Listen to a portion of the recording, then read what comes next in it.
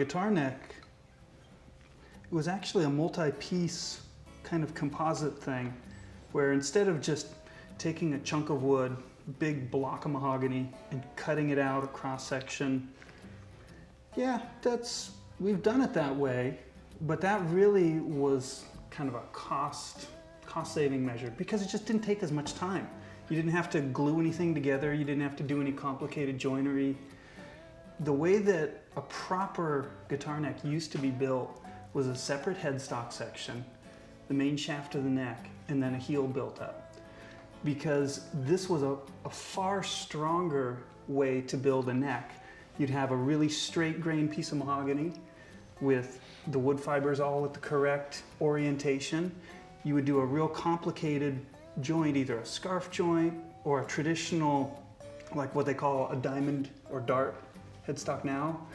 The classic one was from the kind of the Herman Hauser or C.F. Martin style, where they would take these two pieces of mahogany and put them together just the most ridiculously complicated way you could glue two like pieces. Nobody's alive who could do that today with a chisel. It's so hard.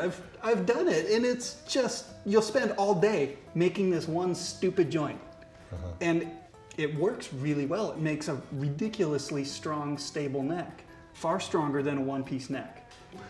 The way a Spanish guitar maker would have done it was that they would have built what we call a scarf joint, where the shaft of the neck is trimmed at an angle so that they can glue another piece of wood to it, and the pieces will join in a kind of a happy way. Now, they would do that and then laminate a bunch of smaller pieces of wood to create this heel.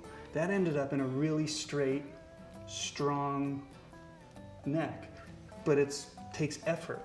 Takes a lot of work, craftsmanship. So what we started doing is, when guitars became more factory oriented, when it came out of the kind of the one-man shop sort of tradition, it was way easier to simply get a big piece of material and cut out a neck shape and make a neck out of that.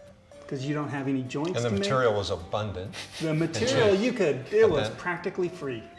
So you could get just a big old chunk of wood, and there you go. It took you 5 minutes to get that thing as far as somebody used to spend a week getting it that far. Right. So this is actually going back towards that tradition. We have a kind of a complicated scarf joint that our machining allows us to do, and a separate heel. That allows a real happy piece of wood for a headstock that's real strong, real rigid, a nice happy piece for the shaft, and that heel that just kind of works together.